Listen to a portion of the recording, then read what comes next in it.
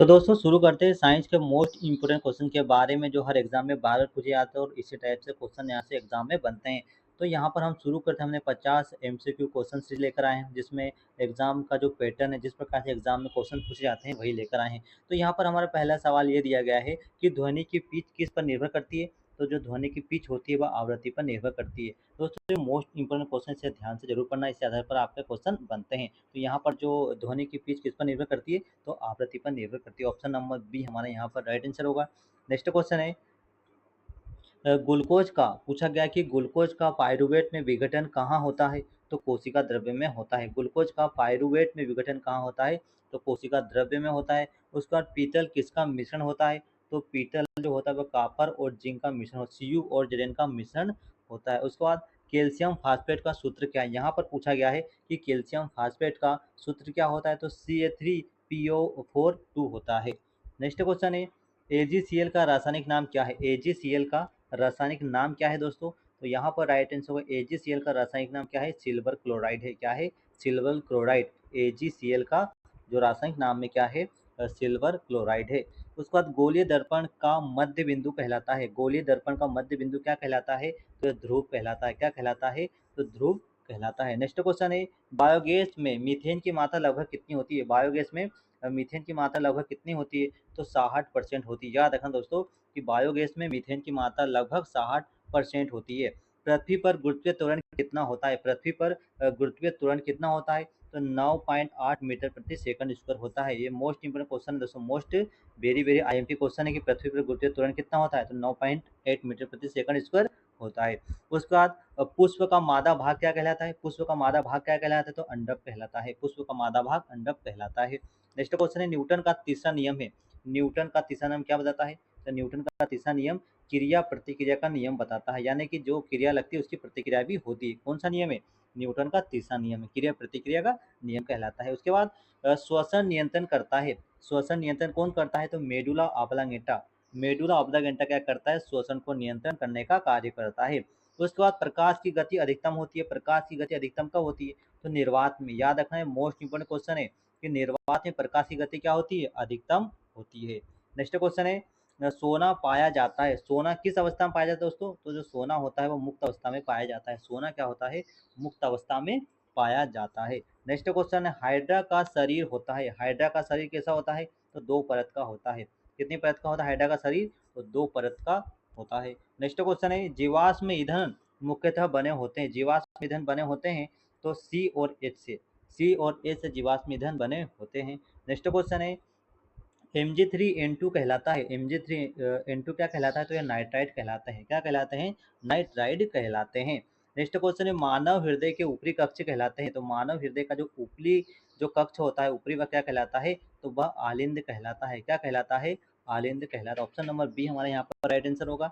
Next question है मुक्त गिरावट में स्थितिज ऊर्जा होती है। तो मुक्त गिरावट में जो स्थितिज ऊर्जा होती है वह क्या होती है, वह घट जाती है। तो ऑप्शन नंबर बी यहाँ पर राइट आंसर होगा। नेक्स्ट क्वेश्चन है पी ब्लॉक तत्वों में इलेक्ट्रॉन होते हैं। पी ब्लॉक तत्वों में इलेक्ट्रॉन होते हैं तो पी ऑर्बिटल में होते हैं। पी ब्लॉक तत्वों में जो इलेक्ट्रॉन होते हैं तो पी ऑर्बिटल में होते हैं। नेक्स्ट क्वेश्चन है मानव में लिंग गुणसूत्र होते हैं। मानव में लिंग गुणसूत्र होते हैं तो एक जोड़ा होता है। कितना होता है, तो एक जोड़ा होता है। नेक्स्ट क्वेश्चन है ZnCl2 का आणविक द्रव्यमान लगभग होता है तो 137 होता है। कितना होता है, 137 होता है। नेक्स्ट क्वेश्चन है यदि संवेग 3 गुना हो जाए तो गतिज ऊर्जा होगी। यदि संवेग 3 गुना हो जाए तो गतिज ऊर्जा कितनी होगी, तो गतिज ऊर्जा 9 गुना होगी। कितने गुना होगी दोस्तों, 9 गुना होगी। नेक्स्ट क्वेश्चन है अंडजनन की प्रक्रिया होती है तो यह किसमें होती है, तो मादा में होती है। नेक्स्ट क्वेश्चन है आधुनिक आवर्त सारणी में एक आवर्त के सभी तत्वों में होते हैं। आधुनिक आवर्त सारणी में एक आवर्त के सभी तत्वों में क्या होते हैं, तो समान सेल संख्या होती है। नेक्स्ट क्वेश्चन है ब्राउनियम गति की खोज किसने की थी। ब्राउनियम गति की जो खोज है वह किसने की थी, तो रॉबर्ट ब्राउन ने की थी। किसने की थी, रॉबर्ट ब्राउन ने की थी। नेक्स्ट क्वेश्चन है समांतर संयोजन में प्रतिरोध होता है तो प्रतिरोध क्या होता है, घट जाता है। याद रखना समांतर संयोजन में जो प्रतिरोध रेजिस्टेंस होता है वह क्या होता है, वह घट जाता है। नेक्स्ट क्वेश्चन है कंकाल समीकरण होता है। कंकाल समीकरण होता है तो असंतुलित होता है। जो कंकाल समीकरण होता है वह असंतुलित होता है। नेक्स्ट क्वेश्चन है तरंगदैर्घ्य क्या है। यहाँ पर पूछा गया कि तरंगदैर्घ्य क्या है, तो तरंगदैर्घ्य दूरी का मात्रक है। लंबी दूरी का मात्रक जो क्या है, तरंगदैर्घ्य क्या है, दूरी का मात्रक है। उसके बाद विद्युत आवेश की इकाई क्या है? विद्युत आवेश, आवेश की इकाई क्या होती है? तो आवेश की इकाई होती है कूलाम। क्या होती है? विद्युत आवेश की इकाई क्या होती है दोस्तों? तो कूलाम होती है। नेक्स्ट क्वेश्चन है संतृप्त संतृप्त हाइड्रोकार्बन कहलाते हैं। तो संतृप्त हाइड्रोकार्बन एल्केन कहलाते हैं। क्या कहलाते हैं? एल्केन क्या कहलाते हैं? तो यह संतृप्त हाइड्रोकार्बन कहलाते हैं। नेक्स्ट क्वेश्चन है विटामिन डी की कमी से कौन सा रोग होता है? विटामिन डी की कमी से रोग होता है, तो रिकेट से रोग होता है। कौन सा होता है? रिकेट से। रिकेट से रोग होता है विटामिन डी की कमी से। नेक्स्ट क्वेश्चन है सिरका में एसिटिक अम्ल होता है। तो सिरका में 5 से 8% सिरका में 5 से 8% एसिटिक अम्ल होता है। नेक्स्ट क्वेश्चन है बल का प्रभाव होता है। पूछा गया कि बल का प्रभाव होता है तो गति पर होता है। बल का प्रभाव होता है तो गति पर होता है। नेक्स्ट क्वेश्चन है युग्मनज क्या है? युग्मनज क्या है दोस्तों? तो निषेचित अंडा होता है। युग्मनज क्या है? निषेचित अंडा होता है। नेक्स्ट क्वेश्चन है एफी का प्रतीक लिया गया। एफी का प्रतीक लिया गया तो लेटिन से लिया गया। एफी का प्रतीक कहाँ से लिया गया? तो लेटिन से लिया गया है। नेक्स्ट क्वेश्चन है भार किसके बराबर होता है? भार किसके बराबर होता है? तो गुरुत्व बल के बराबर। भार किसके बराबर होता है? तो गुरुत्व बल के बराबर होता है। नेक्स्ट क्वेश्चन है केंद्राभिमुख बल होता है। केंद्राभिमुख बल होता है केंद्र की ओर होता है। कहाँ पर होता है?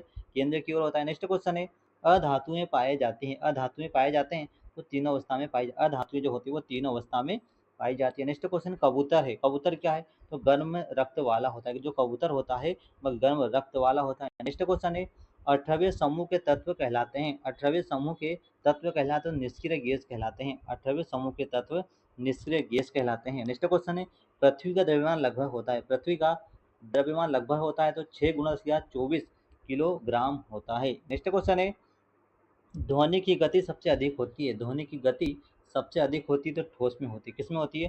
ठोस में क्या होती है? ध्वनि की गति सर्वाधिक होती है। नेक्स्ट क्वेश्चन है प्रतिरोध दाब पर निर्भर करता है। प्रतिरोध दाब पर निर्भर करता है हाँ या नहीं? तो नहीं, प्रतिरोध दाब पर निर्भर नहीं करता है।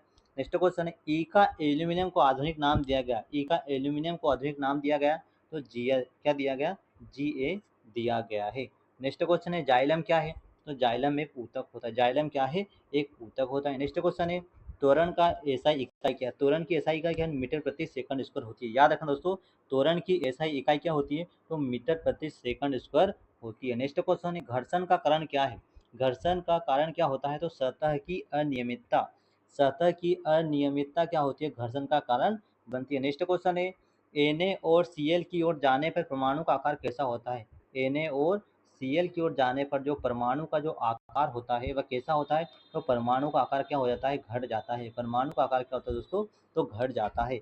नेक्स्ट क्वेश्चन है CaCO3 का रंग होता है। CaCO3 का रंग कैसा होता है? तो सफ़ेद होता है। कैसा होता है दोस्तों?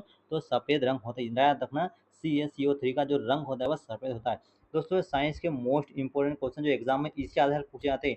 ये जो हमने 50 MCQ टेस्ट जो सीरीज लिए हैं इसमें से कम 1 या 2 नंबर एग्जाम में कहीं ना कहीं एग्जाम में जरूर पूछे होंगे क्योंकि हमने ऐसे सवाल ही लिए हैं और इस आधार पर साइंस के क्वेश्चन पूछे जाते हैं। ज़्यादा कठिन नहीं और ज़्यादा सरल भी नहीं।